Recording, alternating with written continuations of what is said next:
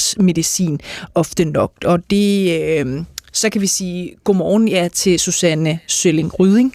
Ja, godmorgen. Fordi du var jo ude for en ulykke i dine teenageår og har siden været igennem flere operationer og er i dag førtidspensionist og smertepatient. Og så har du altså taget opioider i rigtig mange år og gør det stadigvæk. Ja. Susanne, første dosis fik du for nu 20 år siden, da du startede på morfin. Prøv lige at forklare, hvad der skete.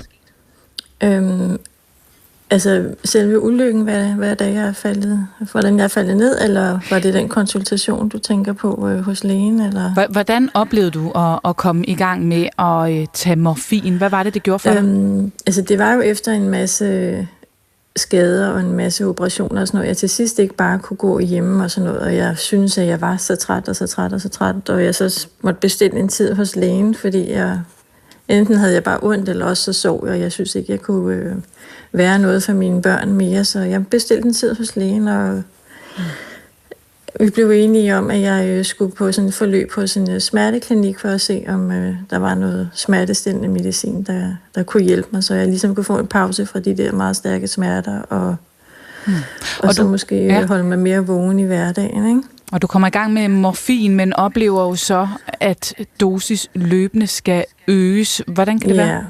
Jamen det er fordi, at når man har taget det i nogle år, så er det ligesom om, så virker det ikke mere. Og så skal der en ny dosis til, for man skal ligesom sættes op i dosis, før det har den samme virkning som det, da man startede på de der morfinpiller, ikke?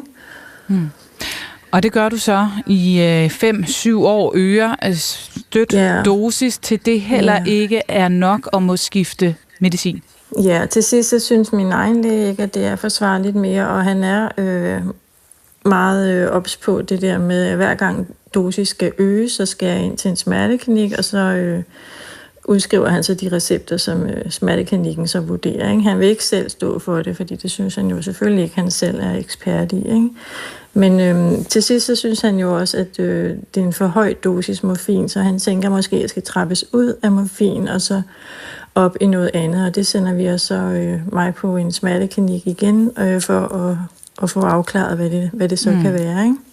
Og det kører du så med metadon i de næste 5-7 år, altså det nærmer sig et sted mellem 10 og 14 år, hvor du har været på en eller anden form for opioider, og vi talte sammen i går, og du fortalte, det jo ikke sådan, at du har følt dig meget afhængig, og så alligevel har du for nylig skulle trappe ud af det i forbindelse med en knæoperation, og det har været lidt af en øjenåbner. Hvordan det?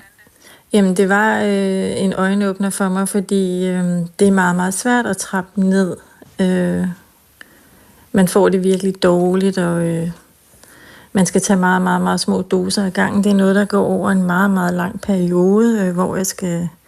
Det er noget med, at det svarer til en kvart tablet nærmest ad gangen, for ikke at blive for syg og sådan noget, ikke? Det har været virkelig hårdt. Det har det. Og du læste også i papirerne, at du faktisk fik så meget metadon, at de ville have svært ved at smertedække dig ved en operation. Det er simpelthen...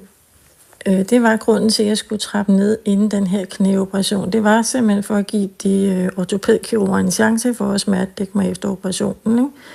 Så jeg skulle bare så meget ned, som jeg overhovedet kunne nå inden operationen. Og det var ikke, jeg startede i sådan, jeg tror det var højst 2-3 måneder inden operationen, så det var ikke fordi, vi havde så lang tid til at gøre det. Så vi havde sådan gjort det måske lidt hårdere, end man normalt ville have gjort, ikke? Så det var ret hårdt. Men man bliver jo sådan helt... Man kan bare godt tåle det, og så virker det ikke særlig godt, når man har taget det i mange år, vel?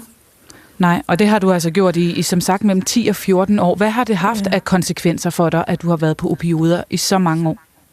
Altså, det har selvfølgelig hjulpet mig med mine smerter, det er klart, men det har jo også haft en masse negative konsekvenser. Der er jo en masse bivirkninger, det er der jo ved al medicin.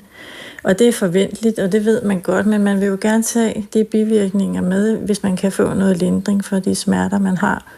Men det har jo også nogle andre bivirkninger, som nogle følger. Altså for eksempel, man kan skubbe mange mennesker fra sig, og man får nogle hukommelsesproblemer. Man får i hvert fald helt sikkert problemer med maven, ikke? Det gør alt sådan noget meget, meget stærkt smertestillende, ikke? Ja. Susanne Rølling-Ryding, nu er historien jo i dag, og kritikken i dag, at man parkerer alt for mange mennesker på opioider i rigtig mange år. Kunne du have undgået det? Kunne du have gået en anden vej? Eller hvad skulle der have været til for, at det ikke var endt med 10-14 år på opioider for dig? Lige i min situation, hvor jeg fik sådan et multitraume, da jeg faldt ned, der ved jeg ikke, om jeg er et gennemsnitseksempel. Det er jeg nok ikke. Men i rigtig, rigtig mange situationer, der kan det godt undgås. Fordi der er mange, der får en recept, når de kommer og har lidt ondt, og så bliver den bare sådan genudskrevet hver halve år, eller hvor lang tid der nu går, og sådan noget, uden at der er nogen, der følger op på det. Det bør lægerne gøre, og der er også fra Sundhedsstyrelsen et sæt regler og nogle anbefalinger, som de bør følge. Men der er, også som man har set i tv og sådan noget, der er jo mange læger, som ikke har den der samvittighed og følger alle de her retningslinjer, ikke? Der skal i hver enkelt tilfælde, i hver ny patient, der kommer og vil have noget smertestillende, der skal en plan til, og der skal en ny tid til, hvornår man ser på det igen, måske efter 6 uger eller sådan noget, ikke? Det skal der. Eller kan de tilbydes noget andet til at starte med? Kan man starte med noget genoptræning eller noget fysioterapi og sådan noget? Og lige præcis alle de andre muligheder for en smertedækning, den skal vi dykke ned i lidt senere. Jeg ved, Susanne Rølling-Ryding, at du er trappet langt ned, og du håber på at på et tidspunkt kunne trappe helt ud. Held og lykke med det hele, og tusind tak for at være med her til morgen. Det var så lidt. Hej. Hej. Et nyhedsoverblik er det blevet